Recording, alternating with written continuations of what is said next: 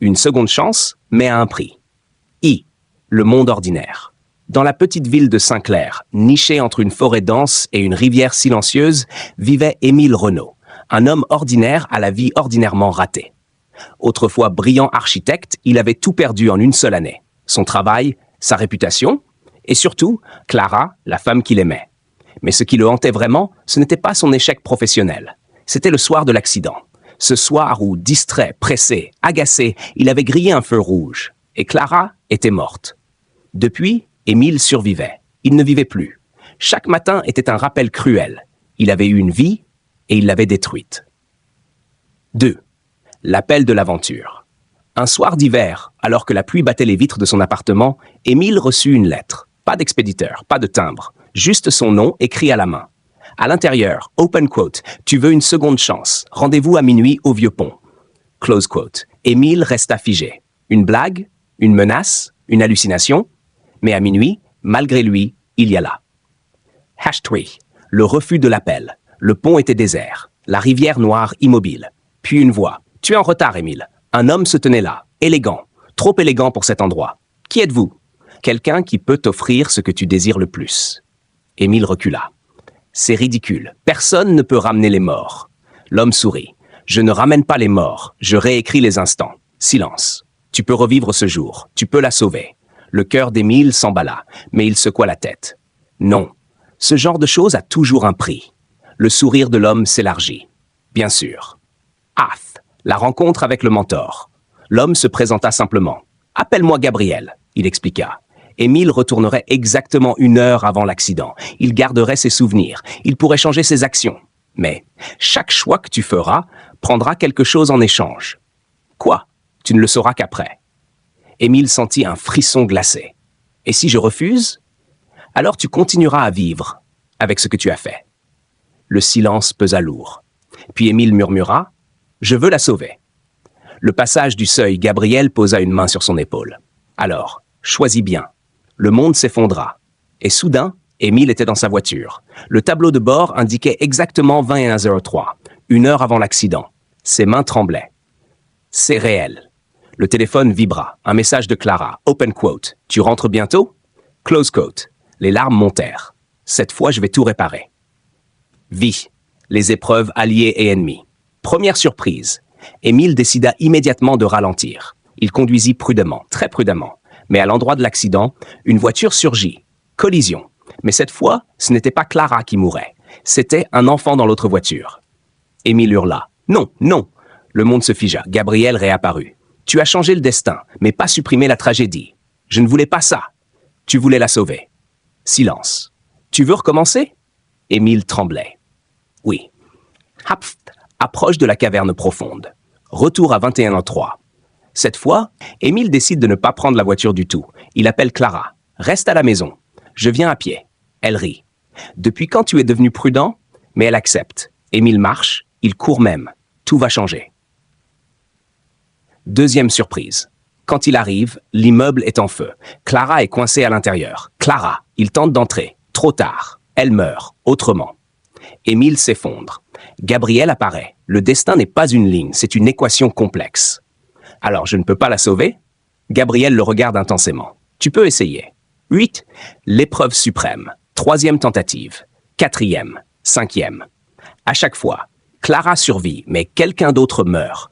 Ou elle meurt autrement. Ou pire, elle survit, mais souffre horriblement. Émile comprend lentement. Le monde compense. Chaque vie sauvée en réclame une autre. Le véritable prix. Lors d'une tentative, Clara survit parfaitement. Tout est parfait. Ils rien. Ils vivent, ils s'aiment. Puis Émile commence à oublier. D'abord des détails, puis des souvenirs importants. Puis Clara elle-même. Gabriel apparaît une dernière fois. Le prix n'est pas toujours une vie. Alors c'est quoi? Twaps. La révélation, l'illumination. Émile comprend enfin. Chaque tentative ne lui prend pas seulement quelque chose, elle le transforme. Il perd des souvenirs, son identité, son humanité. Et bientôt, il ne sera plus lui-même. Clara vivra, mais elle vivra avec un étranger.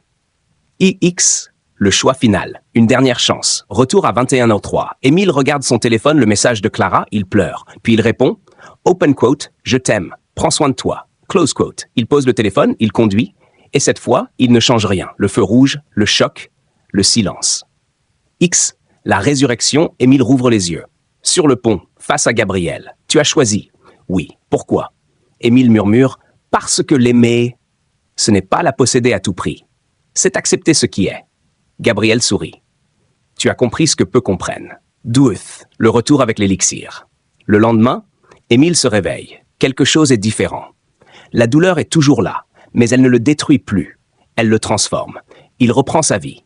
Pas pour oublier Clara, mais pour honorer ce qu'elle lui a appris. L'ultime surprise. Des mois plus tard, dans un café, une femme entre. Elle ressemble à Clara. Pas exactement, mais assez pour arrêter le temps. Elle le regarde, sourit. On se connaît? Émile hésite, puis répond doucement. Non, mais j'aimerais bien. Morale de l'histoire. Une seconde chance existe parfois, mais elle ne sert pas à changer le passé. 14. Les cicatrices invisibles. Les semaines passèrent. Émile avançait. Pas comme avant, mais il avançait. Il reprit son travail plus humblement. Dessinant de petits projets, réparant ce qui pouvait l'être. Il évitait les grandes ambitions. Mais quelque chose le troublait. Des détails impossibles. Une rue qu'il ne reconnaissait pas. Alors qu'il y passait tous les jours. Un collègue qui jurait lui avoir parlé d'un événement dont Émile n'avait aucun souvenir. Une sensation étrange, comme s'il avait oublié quelque chose d'énorme. Parfois, la nuit, il rêvait. Pas de Clara, mais de versions d'elle. Dans un rêve, elle criait dans une voiture. Dans un autre, elle disparaissait dans les flammes. Dans un autre encore, elle ne le regardait même pas. Émile se réveillait en sueur. Combien de vies ai-je traversé? Ex-Nantes, l'ombre du choix. Un soir, en rentrant chez lui, Émile retrouva la lettre. La même. Open quote, tu veux une seconde chance. Close quote. Son cœur s'arrêta. Non, c'est fini. J'ai choisi. Mais en retournant le papier, une nouvelle phrase était apparue. Open quote. Ou peut-être, veux-tu comprendre le prix que tu as payé? Close quote. Le pont, minuit. Émile n'y alla pas. Pas cette fois. Mais toute la nuit, il sentit une présence. Comme si quelqu'un observait. Guissès, la vérité fragmentée. Les jours suivants, la réalité commença à se fissurer. Émile croisa un enfant dans la rue. L'enfant le fixa. « C'est toi. Pardon? C'est toi qui m'as tué. » Le sang d'Émile se glaça. « Quoi? » Mais la mère de l'enfant tira son bras. « Excusez-le, il raconte n'importe quoi. » Ils partirent. Émile resta figé. Puis, au coin d'une vitrine, il vit son reflet. Mais pendant une fraction de seconde, c'était pas lui. C'était quelqu'un de plus âgé, fatigué, brisé, puis tout redevint normal. Exeth, le retour du guide. Cette fois, Émile retourna au pont. Avant minuit, Gabriel était déjà là, comme s'il n'était jamais parti. « Tu reviens vite. Qu'est-ce que vous m'avez fait ?» Gabriel pencha la tête. « Rien que tu n'aies choisi toi-même.